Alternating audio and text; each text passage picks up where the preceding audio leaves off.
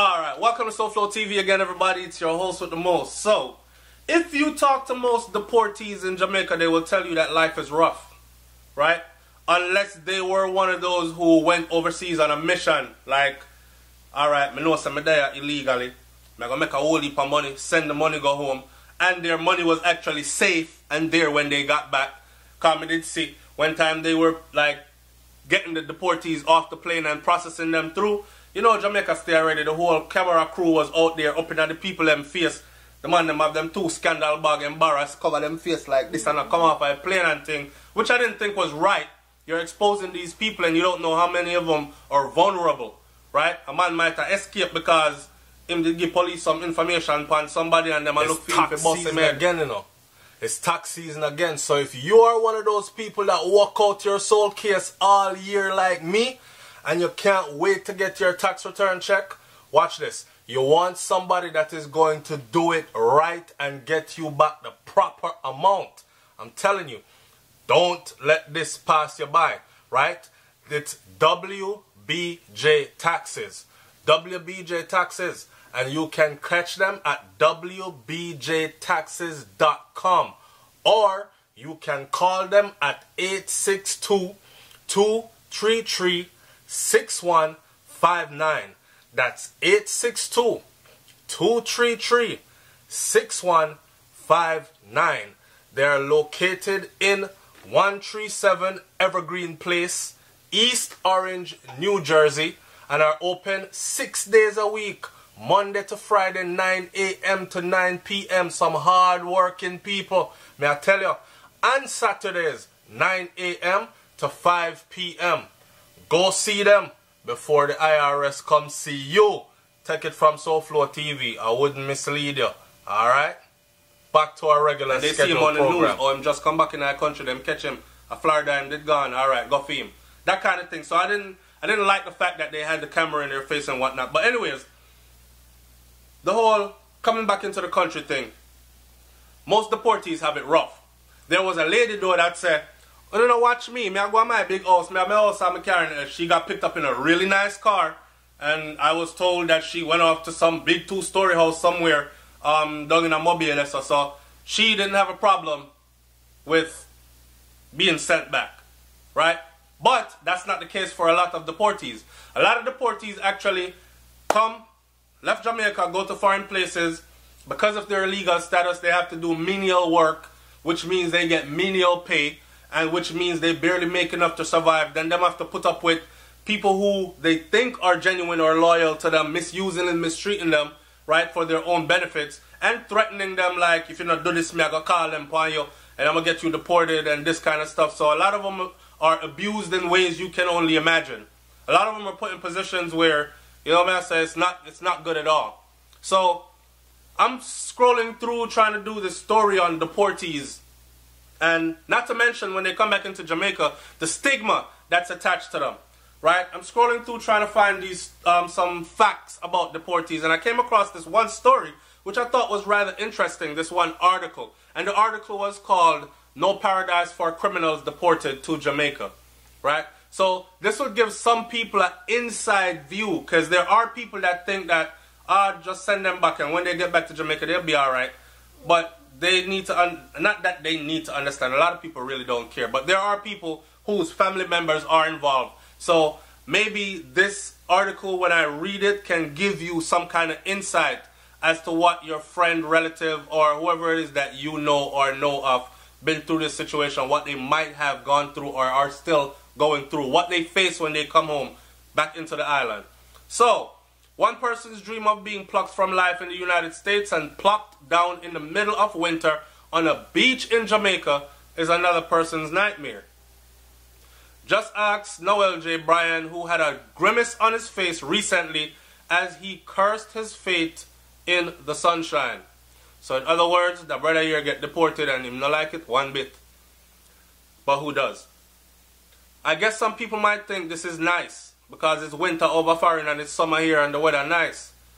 But I'm here with the ocean view, and in this rundown hotel outside of Kingston, it is not nice.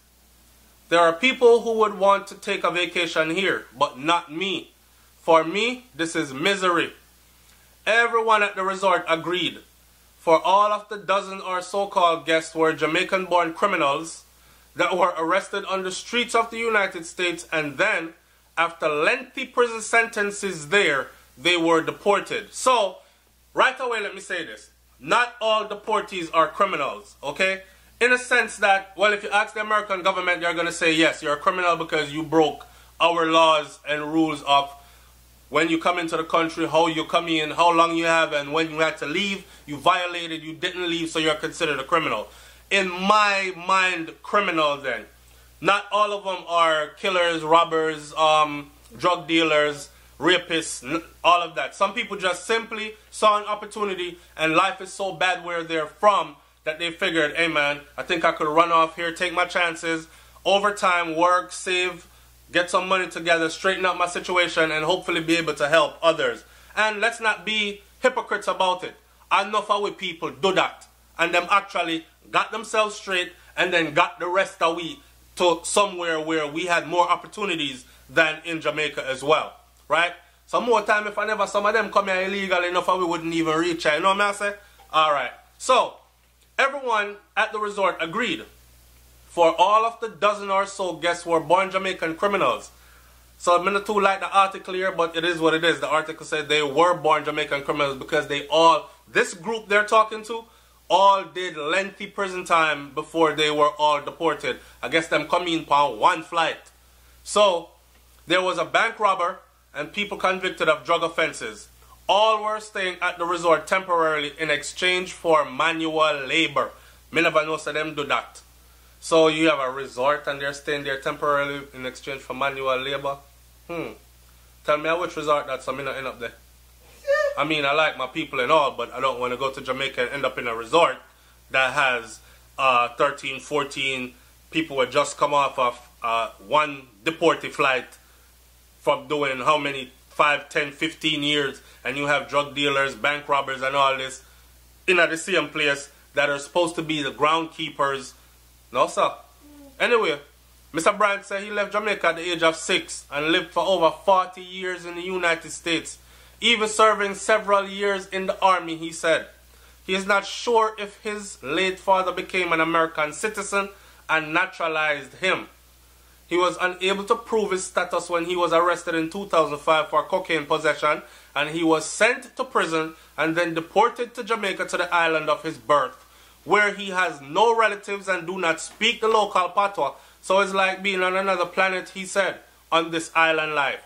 Listen, I've told people this before, right? I myself did years in the military here. That's why me not take nothing for granted here. It's like this. The only place in the world that cannot throw you out is the place that you were born. And believe it or not, them people here will strip it all the way back to, let me see the birth certificate of this individual. And you produce the birth certificate and it says you were born in Jamaica, and then them say, okay, get him the F out of my country. There's nothing you can do. You're gone. You're going back to the country you were born in. So it's very important for those of you who left Jamaica or any other place to go and get familiar with your roots, your culture, the vibe of the place where you come from. Because you never know. Right? Them say prisoner make for dog, you know. And I don't plan on going there, but I can see how a chain of events can lead up to me being there. Me not talk bad about that still. Let me keep going. The United States, together with Britain and Canada, has deported 33,268 Jamaicans over the past 10 years and a half, with the numbers rising significantly in recent years, as all three countries has followed suit with the USA and has toughened their immigration laws. When deportees arrive, they find politicians and police officers blaming them for all the island's spiraling crimes, and neighbors and even relatives turning their backs on them. That is the stigma that is attached to most deportees. That's a fact. Alright? We are like the scum of the earth, Troy said. He's a 36-year-old, a double deportee, who was sent home by American immigration authorities in 2001 after drug arrest, and then went back and was sent home again in 2006-07 January after he had sneaked back into the United States. Compassion for their plight is in short supply in the upper reaches of Jamaica's government. In other words, nobody gonna feel sorry for them. Them get one opportunity and then blow it. When you go overseas and you get involved in drugs and crime and violence and go to prison time, nobody gonna feel sorry for you when you go back to Jamaica. People are thinking, man, you should have went and done like damn Mexicans. Go wash some dishes under the table. Go friggin' serve out on bar. Go do something under the table. Work your way up. Stay humble, behave yourself. But you carry the same crass, dirty attitude that you had here, over there, and that's why you're back here again. It's like where him name there, Gully Bop.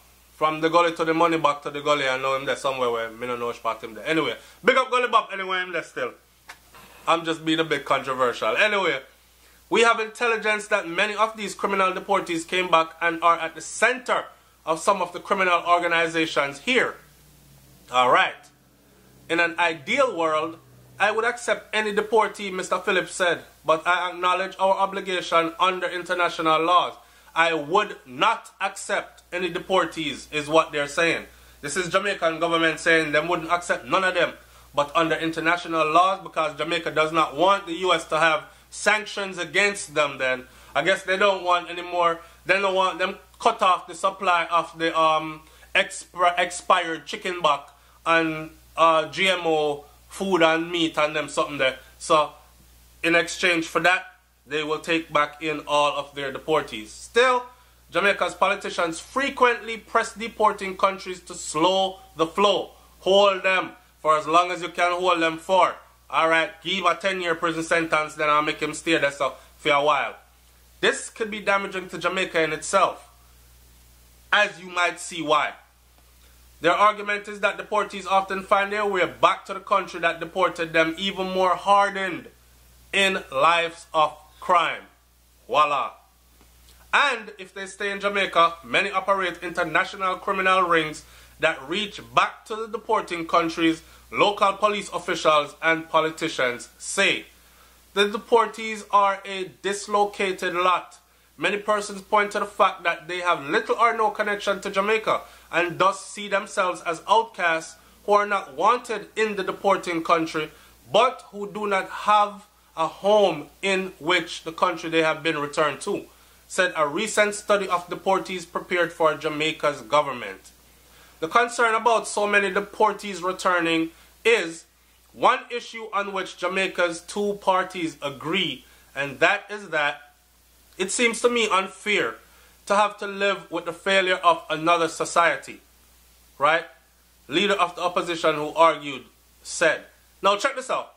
I'm not going any further. Let me read this off, then I'll say this. First of all, it's not a failure of another country if your citizens run away from your country, illegally entered those people's country and got caught and then got sent back to your country. That other country didn't fail. They did exactly what they were supposed to do. Now, if someone leaves Jamaica, say at 6 years old, and you're going to deport them back to Jamaica at 40 years old, and they have never been back to Jamaica, they don't speak the dialect, they don't understand the country at all, custom, culture, nothing, then that I agree with. People like that should not be sent back to Jamaica because they're definitely going to be a burden on the society, and more than likely they're going to be the ones that are involved in criminal activities, especially if they're hardened criminals in their life overseas, right? What do you think we're going to do? Not deport Jamaicans convicted of crimes? Asked one American diplomat who has discussed the issue with Jamaica officials. He asked for anonymity, saying, don't call me name, don't put up my face, because he was speaking frankly about his contacts with a foreign government. But as that debate raged, deportees have found someone on their side. Every time a new batch of ex-cons arrive at the Norman Manley International Airport, there is a 50-year-old lay preacher and mother of 4 who is waiting for them.